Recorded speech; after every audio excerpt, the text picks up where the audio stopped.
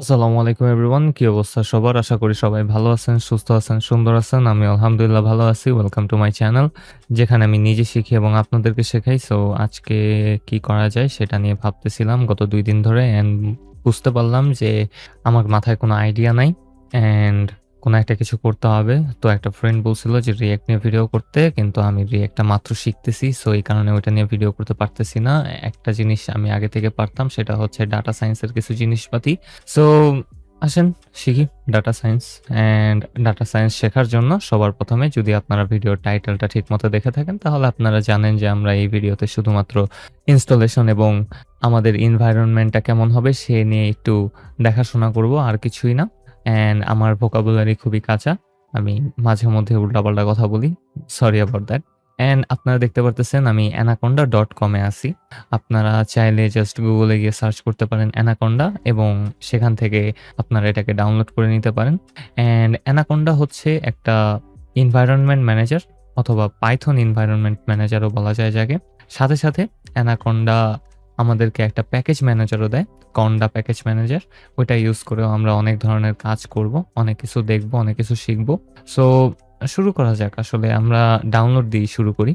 আমি জাস্ট এখানে download বাটনটাতে press করলে আমার ডাউনলোডটা শুরু হয়ে যাওয়ার কথা, এবং আমি এটাকে ডাউনলোড করব না, কারণ হচ্ছে আমি আগে থেকে এটাকে ডাউনলোড করে রাখছি। সো আপনারাও এভাবেই ডাউনলোড করে নিতে পারেন। এক্সট্রা অন্য কিছুর প্রয়োজন নাই। যদি আপনারা উইন্ডোজে থেকে থাকেন, অন্য এক্সট্রা কিছুর প্রয়োজন নাই। আপনারা ম্যাকে থাকলে ম্যাকের জন্য নামায় নিতে পারেন। অ্যাপলের আইকনে ক্লিক করলে ওটা কিভাবে নামাইতে হবে সেটা নামায় নিতে পারেন। সাথে আপনারা যদি লিনাক্সে থাকেন, সেটাও আপনারা ডাউনলোড করে নিতে পারেন। অ্যান্ড ডাউনলোড প্রসেস যদি আপনাদের শেষ হয়ে থাকে, তাহলে আমি এখন ইনস্টলেশন প্রসেসটাতে চলে যাব। সো ইনস্টলেশন প্রসেসের জন্য আমরা জাস্ট আমাদের যে anaconda.exe ফাইলটা আছে সেটাকে রান করব। ডাবল ক্লিক করলেই সেটা রান হয়ে যাওয়ার কথা। অ্যান্ড আমি আরেকটা জিনিস বলে দিতে চাই আপনাদেরকে ইনস্টলেশন প্রসেস শুরু হওয়ার আগে, এই যে অ্যানাকোন্ডার মেইন পেজটা আছে সেটা আসলে প্রতিনিয়ত চেঞ্জ হইতে থাকে, এবং আমি কখনো পরপর ২ বার এই অ্যানাকোন্ডার ওয়েবসাইটে ঢুকে সেম আউটলেট পাইনি। অ্যান্ড আপনারাও হয়তোবা আমারটার মতো পাবেন না, বাট আপনাদের জন্য একটাই তথ্য দিব যে আপনারা জাস্ট ডাউনলোড অপশনটাকে খুঁজবেন, তাহলেই সবকিছু পেয়ে যাবেন। অ্যান্ড ডাউনলোড যদি আপনাদের হয়ে থাকে, ডাউনলোডের ফাইলটা অনেক বড় হবে। অ্যান্ড ডাউনলোড হয়ে গিয়ে থাকলে আমরা সেটআপ প্রসেসে চলে আসতে পারি, এবং সেটআপের জন্য আমি জাস্ট ডিফল্ট যা আছে সবকিছুই রাখবো। এখানে জাস্ট মি যেমন আছে ঠিক তেমনই ফোল্ডার আপনারা চুজ করে নিতে পারেন যে কোনো একটা। নেক্সটে ক্লিক করে আমি যেটা করতে পছন্দ করি সেটা হচ্ছে যে আমি স্টার্ট মেনুর একটা শর্টকাট তৈরি করে নিতে চাই, এবং সাথে আমরা অ্যানাকোন্ডা 3 টাকেও আমাদের পাথ এনভায়রনমেন্টে অ্যাড করে দিতে চাই, যেন আমরা আমাদের কমান্ড লাইন থেকে এটাকে কল করতে পারি এবং ইউজ করতে পারি। এবং চাইলে আপনারা অ্যানাকোন্ডা 3 থেকে একটা পাইথনের ডিফল্ট ভার্সনকে করে দেওয়া হয় আপনার পিসিতে যখন আপনি অ্যানাকোন্ডাটা ইনস্টল করবেন তখনই। অ্যান্ড এটা যখন হয়ে যাবে তখন আপনারা এটাকে অ্যাড করে দিতে পারেন, অথবা যদি আগে থেকে পাইথনের অন্য কোনো ভার্সন থেকে থাকে আপনাদের কাছে, তাহলে আসলে আপনাদের এটা করার প্রয়োজন নাই। আমি এই ২টাকে রেকমেন্ড করি। তারপর ইনস্টলে ক্লিক করলে ইনস্টলেশন শুরু হয়ে যাবে। আমার পিসিতে আগে থেকে ইনস্টল করা আছে, এই কারণে আমি ইনস্টলে ক্লিক করলাম না। আমি আপনাদের উপরে ছেড়ে দিলাম। ইনস্টলেশন প্রসেস শেষে আমরা আমাদের কমান্ড লাইনে চলে যেতে পারি, এবং আমি আমার সিএমডিটা ওপেন করে নিব। কমান্ড প্রম্পট ওপেন হওয়ার যাওয়ার পর আমি লিখবো এখানে কন্ডা অ্যাক্টিভেট, অথবা আমি অ্যানাকোন্ডার ভার্সনটাকে চেক করে নিতে পারি। সো কন্ডা ড্যাশ ভার্সন লিখবো স্পেস দিয়ে, এবং এন্টার প্রেস করলে যদি আপনাদের ইনস্টলেশন প্রসেসটা ঠিকঠাক মতো হয়ে থাকে, তাহলে আপনারা এখানে কোনো একটা লেখাকে দেখতে পাবেন। অ্যান্ড আমার এখানে কন্ডার ভার্সনটা দেখা দিছে। আমি কন্ডা 23.7.2 টাকে ব্যবহার করতেছি। অ্যান্ড এটা যদি আপনাদের এসে থাকে, তাহলে আপনারা কন্ডার যে কোনো কমান্ডকে ব্যবহার করতে পারেন। সো আমি এখানে লিখব কন্ডা অ্যাক্টিভেট, জাস্ট এটুকুই, এছাড়া আর কিছু না। অ্যান্ড এন্টার প্রেস করলে আমরা এখানে দেখতে পারবো সি এর আগে বেস ব্রেকেটের ভেতর লেখা আছে।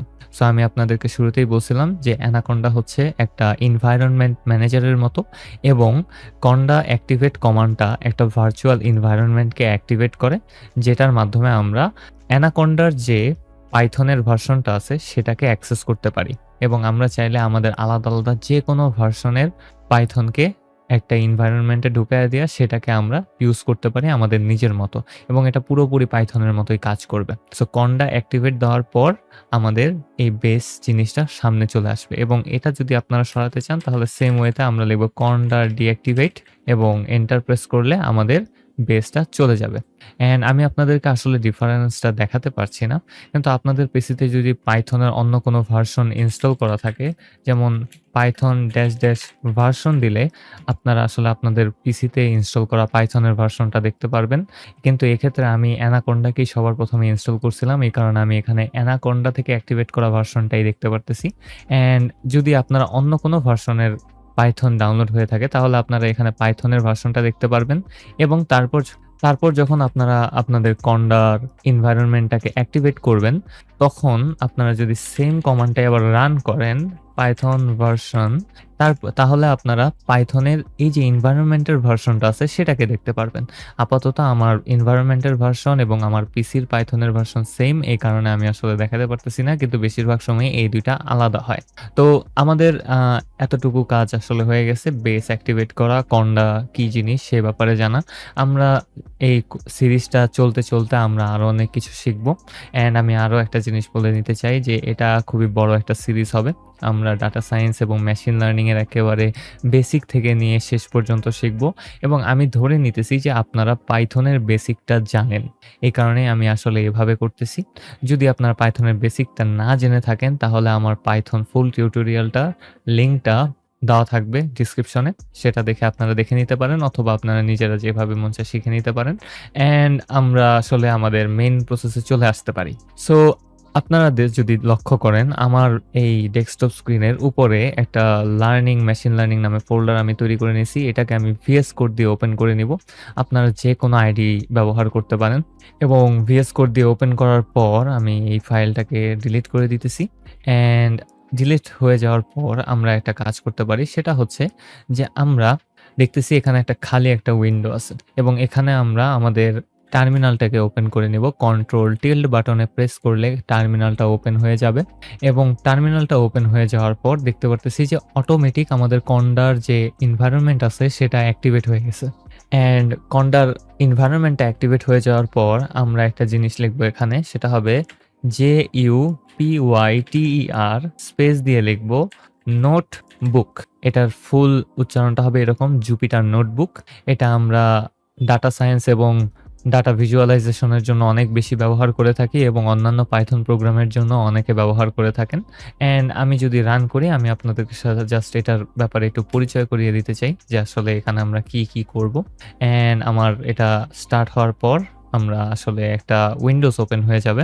অ্যান্ড আমার ওই সার্ভারটা স্টার্ট হওয়ার সাথে সাথে আমাদের যে ডিফল্ট ব্রাউজার আছে সেটা ওপেন হয়ে গেল এবং ওপেন হয়ে যাওয়ার পর এখানে আমরা খালি একটা এমন সাদা স্ক্রিন দেখতে পারবো, কারণ হচ্ছে যে আমি যে ফোল্ডারে এটাকে ওপেন করছি, এই কমান্ডটা দিছি, সেই কমান্ডটা আসলে একটা খালি ফোল্ডার, এই কারণে আমি কোনো ফোল্ডার এখানে দেখতে পারতেছি না। তো আমি এক্সট্রা কোনো কথা না বলে জাস্ট এখানে যদি লক্ষ্য করেন আপলোডের পাশে নিউ নামে একটা ড্রপ ডাউন মেনু থাকবে, সেখানে আপনাদের একটা অপশনে থাকবে পাইথন 3 আইপাই কার্নেল, বাকিগুলা না থাকলে কোনো সমস্যা নেই, এটাতে ক্লিক করবেন, তাহলে অটোমেটিক আপনাদের জন্য একটা ফোল্ডার তৈরি হয়ে যাওয়ার কথা, ফাইল তৈরি হয়ে যাওয়ার কথা। অ্যান্ড এখানে যদি আমি এখন একটু লক্ষ্য করি তাহলে দেখতে পারবো এখানে untitled.ipynb এটা স্ট্যান্ড করে জুপিটার নোটবুকের এক্সটেনশনের মতো .ipynb। এর মাধ্যমে আমরা আসলে আমাদের যতগুলো নতুন ফাইলকে তৈরি করব এই এক্সটেনশনটা ব্যবহার করব, কিন্তু আপনাদের অত প্যারা নেওয়ার প্রয়োজন নাই। অ্যান্ড যেহেতু আমাদের কাছে এই ফাইলটা তৈরি হয়ে গেছে, এটার ব্যাপারে আপনাদেরকে কিছু জিনিস বলে নেওয়া ভালো। তো একটা জিনিস হবে এই যে আমরা এখানে দেখতে পারতেছি file, edit, view, insert, cell, kernel, widgets, widget যাই বলেন না কেন, হেল্প, তারপরে নিচে কিছু আইকন আছে, এগুলার কাজগুলো একটু আমরা দেখতে চাই। তো সবার এটার উপরে হোভার করলে আমরা দেখতে পারবো সেভ অ্যান্ড চেক পয়েন্ট। তো এটা দিয়ে আসলে আমরা আমাদের ফাইলটাকে সেভ করতে পারবো। প্লাস দিয়ে আমরা কি হয় এটা একটু দেখি। প্লাসে ক্লিক করলাম এবং আমাদের এখানে দুইটা চওড়া বাক্স তৈরি হয়ে গেছে এবং এগুলাকে বলা হয় সেল, এবং এই সেলেই আমরা আসলে আমাদের মেইন কোডগুলাকে লিখবো। তো আমি জাস্ট আপনাদেরকে একটা ডেমো দিতে চাই যে আসলে কিভাবে আমরা কাজগুলো করব। সো আমি যদি এখানে লিখে দিই প্রিন্ট ব্র্যাকেটের ভেতর লিখে দিলাম আমার নিজের নাম এবং আমি এখন শিফট এন্টারে প্রেস করলে অথবা আমাদের এখানে রান যে বাটন আছে মাউস দিয়ে সেখানে প্রেস করলে আমাদের এই সেলটা রান হয়ে যাবে। তো আমি এখানে শিফট এন্টারে প্রেস করলাম এবং আমাদের যে সেলটা ছিল সেটা অটোমেটিক রান হয়ে গেল। সাথে, সাথে আমরা অ্যারিথমেটিক এক্সপ্রেশনও করতে পারি। এখানে আমরা দিয়ে দিতে পারি a = b = 3 অ্যান্ড আমরা এখানে এটা দিলে আসলে কিছুই হবে না অ্যাসাইনমেন্ট করে দেওয়ার পর। এখন যদি আমি শিফট এন্টারে প্রেস করি তাহলেই দেখব নতুন একটা সেল তৈরি হয়ে গেছে। সাথে আমাদের এই যে কমান্ডটা আছে সেটাও রান হয়ে গেছে। এখন চাইলে আমরা এই সেলেও সেটাকে ব্যবহার করতে পারি। তো আমি এখানে জাস্ট a লিখে দিলাম। এখন আমি যদি শিফট এন্টারে প্রেস করি তাহলে a এর ভ্যালু যেহেতু 3 ছিল সেহেতু 3 টা প্রিন্ট হয়ে যাবে। আমরা চাইলে এখানে b+4 কেও চেক করতে পারি আসলে কি হয়। সো আমি শিফট এন্টারে প্রেস করলাম, 7 প্রিন্ট হয়ে গেল এবং আপনাদের মাথায় আসতে পারে যে যতবার আমি শিফট এন্টার প্রেস করতেছি আমার সেলটা রান হইতেছে, সাথে, সাথে আমার নতুন একটা সেলও তৈরি হইতেছে। আমরা একটা স্পেসিফিক সেলকে কিভাবে রান করব যেন আমাদের পরবর্তী সেলটা তৈরি না হয়। তাহলে এটাও খুব ইজি হবে। তাহলে আমি কন্ট্রোল এবং এন্টারটা প্রেস করব জাস্ট। এখানে আমি লিখে দিতে পারি অথবা এই লাইনে এটাকে আমি কেটে দিলাম এবং এখানে আমি লিখে দিলাম প্রিন্ট বি অ্যান্ড এখানে আমি কন্ট্রোল এন্টারে প্রেস করলাম তাহলে আমার বি এর ভ্যালুটা এখানে প্রিন্ট হয়ে গেল।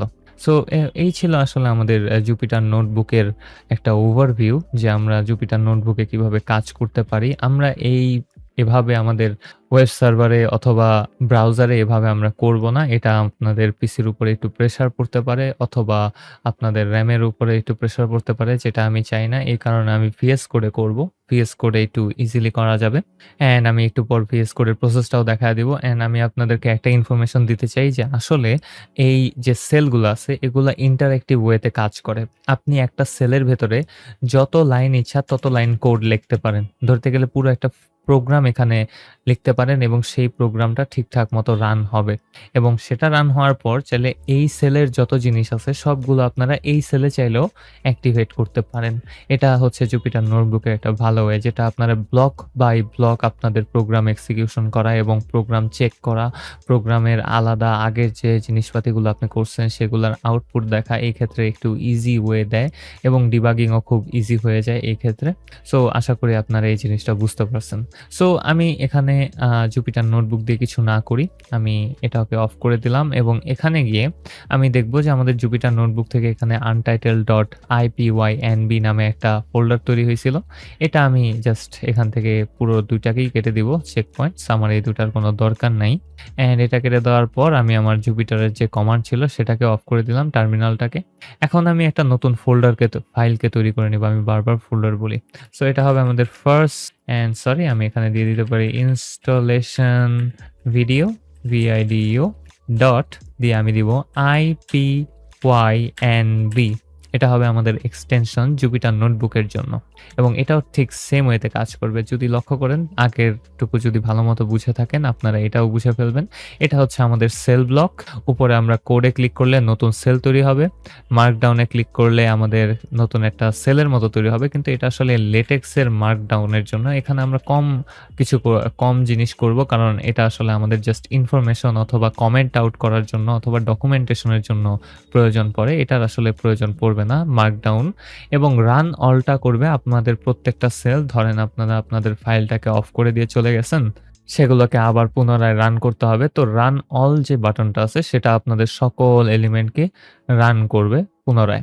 অ্যান্ড সাইডে দেখবেন সিলেক্ট কার্নেল নামে একটা জিনিস আছে, এটাতে আপনারা প্রেস করবেন। প্রেস করার পর আপনাদের যে কন্ডার যে এনভায়রনমেন্ট আছে সেগুলো এখানে শো হওয়ার কথা। যদি শো না হয় তাহলে সিলেক্ট আনাদার কার্নেলে যাবেন এবং এখানে গিয়ে উপরে একটা বাটনের মতো থাকার কথা। আমি পাইথন এনভায়রনমেন্টে গেলাম, এই তো এখানে রিফ্রেশ বাটন আছে, এটাতে প্রেস করলে আপনাদের যদি ঠিকঠাক ইনস্টলেশন হয়ে থাকে তাহলে আপনারা এখানে আপনাদের যত এনভায়রনমেন্ট আছে সবগুলোকে খুঁজে পাবেন।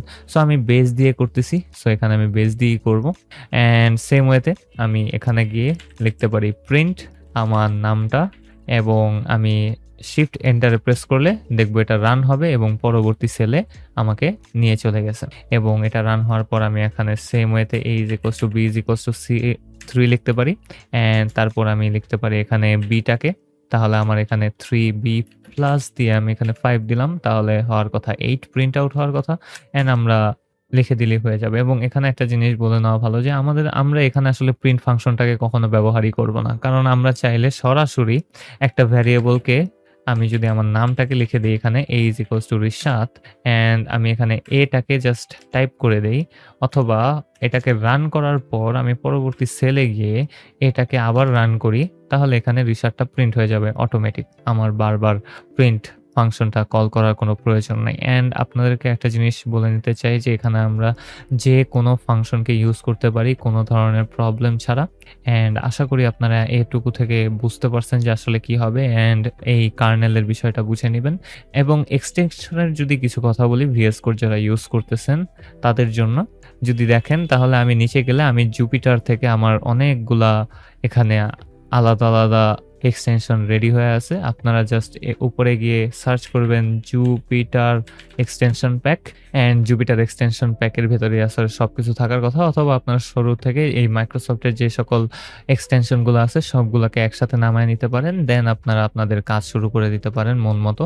সো এই তো আজকে অনেক কিছু করে ফেললাম। আমার মনে হইতেছে ভিডিওটা 18 মিনিটের হয়ে গেছে। ওহ মাই গড! 18 মিনিটের ভিডিও হয়ে গেছে জাস্ট ইনস্টলেশন প্রসেস দেখানোর জন্য। যাই হোক, ভিডিওটা যদি ভালো লেগে থাকে তাহলে একটা লাইক করবেন, একটা কমেন্ট করবেন, একটা সাবস্ক্রাইব রেখে যাবেন। কারণ সাবস্ক্রাইব করলে আমার ভালো লাগে, আমার মনে শান্তি থাকে। আমি খুবই ক্লোজ 108 সাবস্ক্রাইবারের। 104 হয়ে বসে আছে 3 দিন ধরে, ভাল লাগতেছে না আমার এবং বাইরের আওয়াজ তো জীবনেও যাবে না। মেজাজ খারাপ আজীবন থাকবে আমার। অ্যান্ড আজকে এই পর্যন্তই। See you letter.